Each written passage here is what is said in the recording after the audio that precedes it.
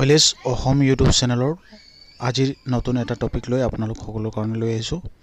আজি ৰিক্লাছিফিকেশ্যনৰ online total process মই দেখুৱাবলৈ চেষ্টা কৰিম সেৱা সেতু পৰ্টেলত আৰু মিছন বসুন্ধৰা 3.0ৰ এই সেৱাটো। গতিকে আপোনালোকে ভিডিঅ'টো যিবিলাকে ক্লাছিফিকেশ্যন কৰাব বিচাৰে মাটি তেওঁলোকে ভালকে এই ভিডিঅ'টো যাতে চাই অনলাইন কৰাত সুবিধা হয়। এতিয়া অফাৰিং অফ ৰিক্লাছিফিকেশ্যন শ্ব'ত তাত ক্লিক কৰাৰ লগে লগে আপোনাৰ এই ড্যাশবৰ্ডটো খোল খাব। তাতে এপ্লিকেণ্টৰ নাম, মোবাইল নম্বৰ, এড্ৰেছ আৰু পিন কোড গোটেইখিনি লিখি সাবমিট কৰা হ'ব।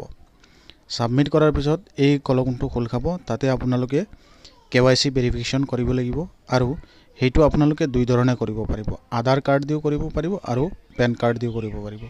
তলত মই এটা অপচন মই দেখুৱাই আছো, declare that land applied for personal use as এগ্ৰিকালচাৰৰ কাৰণে, নন এগ্ৰিকালচাৰৰ কাৰণে যেটো আছে হেইটো আপোনালোকে সিলেক্ট কৰিব লাগিব। আপোনালোকৰ ক্ষেত্ৰত যেতিয়া মাটিখিনি ক্লাছিফিকেশ্যন কৰাব, যদি আপোনালোকৰ মাটি খেতি মাটি আছে, ঘৰৰ মাটিৰ কাৰণে, বেটি মাটিৰ কাৰণে, তেতিয়া হলে নন এগ্ৰিকালচাৰ সিলেক্ট কৰি ল'ব।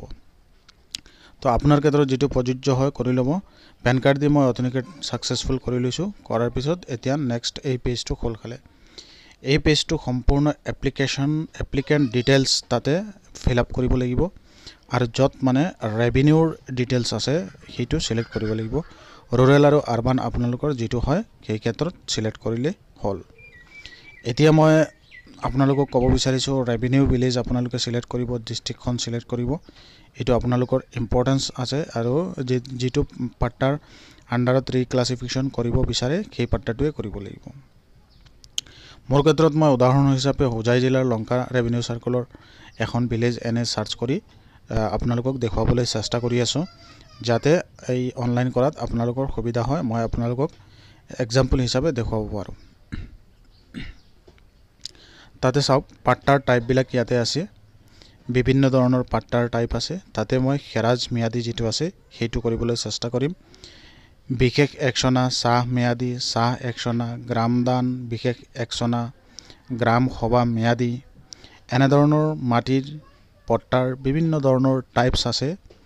সেইবিলাক আপোনালোকে চাই চিতি সিলেক্ট কৰিব লাগিব আপোনাৰ ক্ষেত্ৰত যেটো প্ৰযোজ্য হয়। এই কথা আপোনালোকে ভালকে চাইখিনি আপোনালোকৰ ক্ষেত্ৰত যেটো প্ৰযোজ্য হয় এটো সিলেক্ট কৰি লব। মই খেৰাজ মিয়াদি ইয়াতে সিলেক্ট কৰিম। শস্য মিয়াদি, খেৰাজ একচনা, সাহ একচনা, সাহ মিয়াদি, এনে ধৰণৰ বিভিন্ন আছে।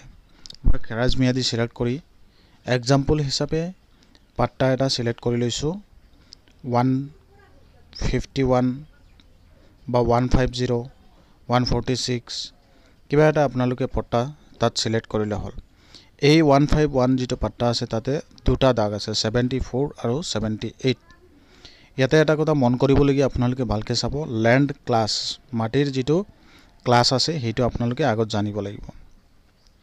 ক্লাছটো চাওক আপোনালোকে তাত ল্যান্ড ক্লাছ খালি তলি আৰু ল্যান্ড ক্লাছ বাৰী। যেটো ভাৰী আছে এইটো ঘৰৰ বেটি মাটি হয়।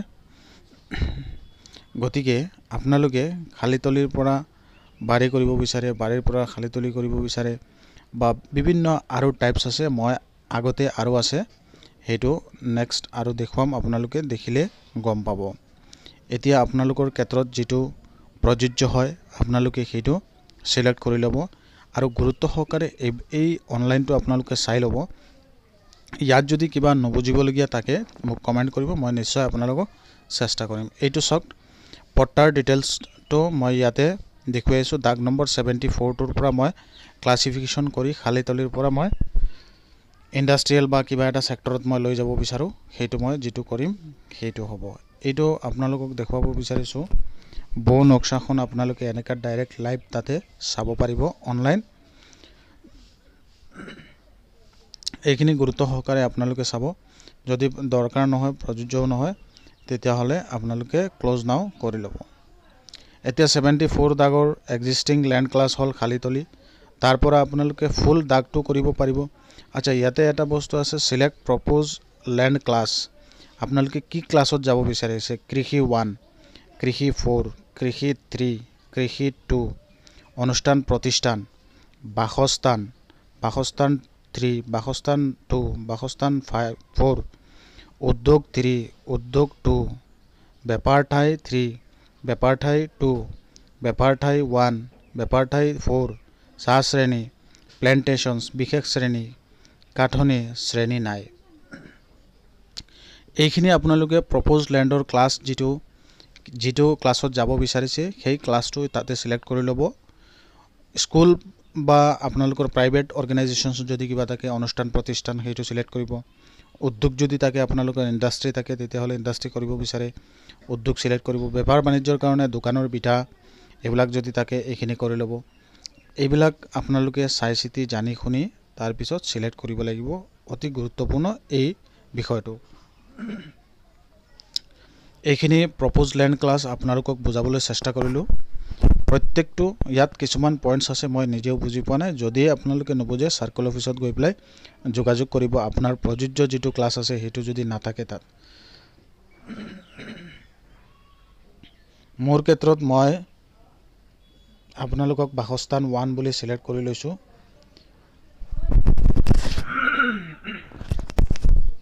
বাসস্থান 1 সিলেক্ট কৰি লৈছোঁ। গতিকে আপোনালোকে চাই ল'ব। এতিয়া মই আপোনালোকক অনুষ্ঠান প্ৰতিষ্ঠান সিলেক্ট কৰিছোঁ বা আৰু বাসস্থান যিটো আপোনালোকৰ প্ৰয়োজন হয় এইটো আপোনালোকে সিলেক্ট কৰিব পাৰিব। তাৰপিছত আপোনালোকে মাটিৰ দাগটো ফুল দাগ ল'ব, পাৰ্চিয়েলি ল'ব, যিটো আপোনালোকৰ প্ৰয়োজন সেইটো লৈ ল'ব। সেইখিনি আপোনালোকে ফুল দাগ তাত পট্টাদাৰৰ নামকেইটা আহিব সিলেক্ট কৰিলে হ'ল। আৰু আপোনালোকে পাৰ্চিয়েলি যদি কৰে কিমানখিনি মাটি ইয়াৰ পৰা আপোনালোকে শ্ৰেণী পৰিৱৰ্তন কৰিব বিচাৰিছে সেইটো আপোনালোকে সিলেক্ট কৰি ল'ব। এইখিনি বস্তু আপোনালোকে নিজে যদি জানে তেতিয়াহ'লে অনলাইন কৰিবলৈ যাওঁতে যেতিয়া বহিব তেতিয়া এইখিনি বস্তু চাই চিতি কৰিব। কাৰণ আজিকালি বহুতো এনেকুৱা হয় অনলাইন কৰিব নাজানে, বহুতো অনলাইনৰ কাৰণে মানুহৰ ভুল হয়। সেইকাৰণে এইবিলাক বস্তু আপোনালোকে ভালকৈ চাই চিতি নিজে জানি শুনি কৰিব লাগে। সেইকাৰণে আপোনালোকক সহায়ৰ কাৰণে OLS অসম ইউটিউব চেনেলত আপোনালোকক কণ্টিনিউ বসুন্ধৰা ৰিলেটেড চিৰিজ লৈ আহি আছোঁ। অনলাইন কেনেকৈ আপোনালোকে এপ্লাই কৰিব এই বিষয়ে আৰু কিছুমান সৰু সুৰা ইনফৰমেশ্যন যিটো আপোনালোকে নাজানে সেইটো আপোনালোকক জনাবলৈ চেষ্টা কৰিম। আপোনালোকৰ ক্ষেত্ৰত যিটো প্ৰযোজ্য হয় এইটো সিলেক্ট কৰি ল'ব। দাগটো মই সিলেক্ট কৰি লৈছোঁ। সিলেক্ট কৰাৰ পিছত আপোনালোকৰ আহিব নেক্সট ষ্টেপ। নেক্সট ষ্টেপটোত আপোনালোকে ভালকৈ ক্লিক কৰি নেক্সটত যাব। যোৱাৰ পিছত তাৰপিছত আপোনালোকৰ আহিব ডিটেইলছ ডকুমেণ্ট পাতি কি আছে এইখিনি লিখিবলগীয়া থাকিব। আপোনালোকৰ এড্ৰেছ এইবিলাক এপ্লিকেণ্টৰ ডিটেইলছ ছাকচেছফুলি ছেভ হৈ যাব।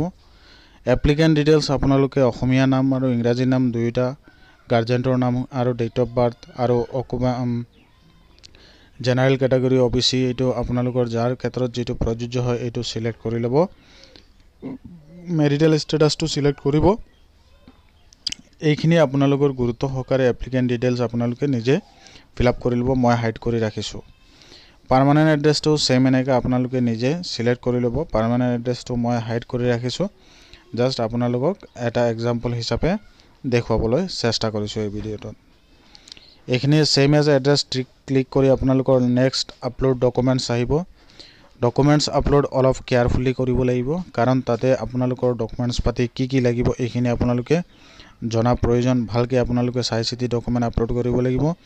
ডকুমেণ্টটো PDF বা JPG আকাৰৰ বা PNG ফাইলত হ'ব পাৰিব আৰু 2 MBতকৈ তলত হ'ব লাগিব ফাইল চাইজটো।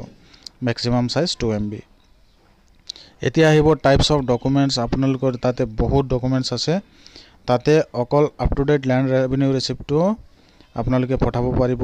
কাষ্ট চাৰ্টিফিকেট পঠাব যদি থাকে প্ৰযোজ্য হয় বা ডকুমেণ্ট শ্বয়িং 3 নম্বৰ যিটো option mention charge 4 of the act intend reclassification transfer of affidavit for effect date proposed affidavit এখনৰ প্ৰয়োজন হ'ব।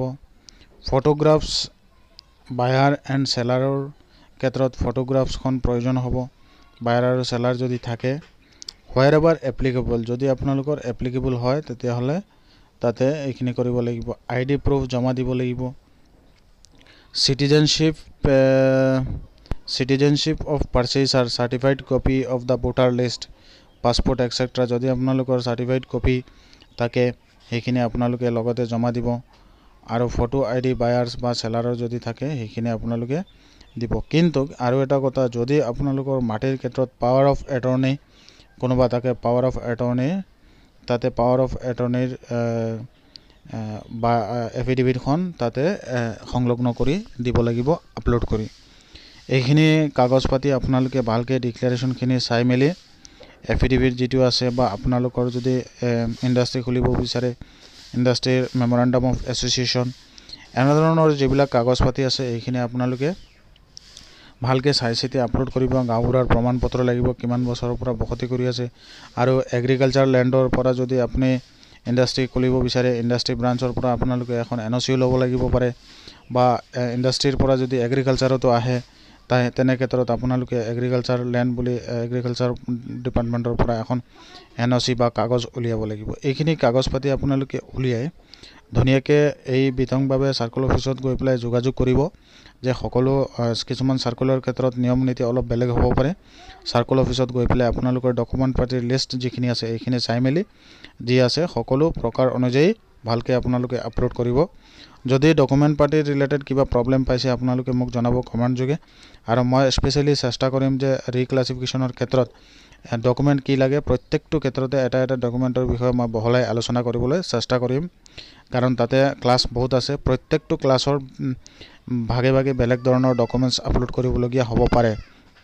সেইকাৰণে এইবিলাকৰ প্ৰতি আপোনালোকে গুৰুত্ব দি লক্ষ্য ৰাখি তাৰপিছত আপোনালোকে নেক্সট ক্লিক কৰি আপোনালোকৰ ডকুমেণ্টছখিনি আপলোড কৰিব লাগিব।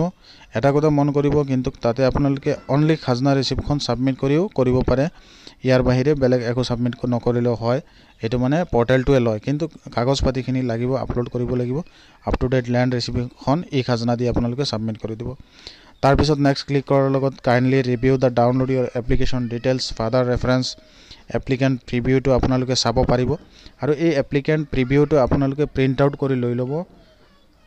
এপ্লিকেণ্ট প্ৰিভিউ কৰি আপোনালোকে তাৰ পৰা প্ৰিণ্ট আউট কৰি ৰাখিব। ক্লাছিফিকেশ্যনত আপোনালোকে কি চিলেক্ট কৰিছে এইখিনি কৰি তাৰপিছত আপোনালোকে ফিনিছ কৰিব, আপোনালোকৰ এপ্লিকেশ্যনখন ছাবমিট কৰি দিব। ছাবমিট কৰাৰ পিছত তেতিয়া আহিব আপোনালোকৰ পে'মেণ্ট গেটৱে। পে'মেণ্ট গেটৱেত গাঁও এৰিয়াৰ কাৰণে 2000 টকা ক্লাছিফিকেশ্যনৰ কাৰণে ফিজ আহিব, আৰু নগৰ অঞ্চলৰ কাৰণে 3000 টকা ক্লাছিফিকেশ্যনৰ কাৰণে ফিজ আহিব। গতিকে আপোনালোকে এইখিনি কাম কৰিব পাৰিব, আৰু এই ছিষ্টেমত আপোনালোকে অনলাইন কৰিব। অনলাইন কৰাত যাতে ভুল নহয় A to Z ইনফৰমেশ্যন আপোনালোকক এই ভিডিঅ'টোৰ যোগেদি জনাবলৈ চেষ্টা কৰিছোঁ, যাতে আপোনালোকে মিষ্টেক নকৰে। সেইকাৰণে মই এই ভিডিঅ'টো আপোনালোক সকলোৰ কাৰণে প্ৰস্তুত কৰিছোঁ। আশা কৰোঁ আপোনালোক সকলো ভালেই আছে। OILS অসম ইউটিউব চেনেলটো ছাবস্ক্ৰাইব কৰিবলৈ নাপাহৰিব এনেধৰণৰ ইনফৰ্মেটিভ ভিডিঅ' পাবৰ কাৰণে। সকলোকে ধন্যবাদ জ্ঞাপন কৰিছোঁ। Thank U.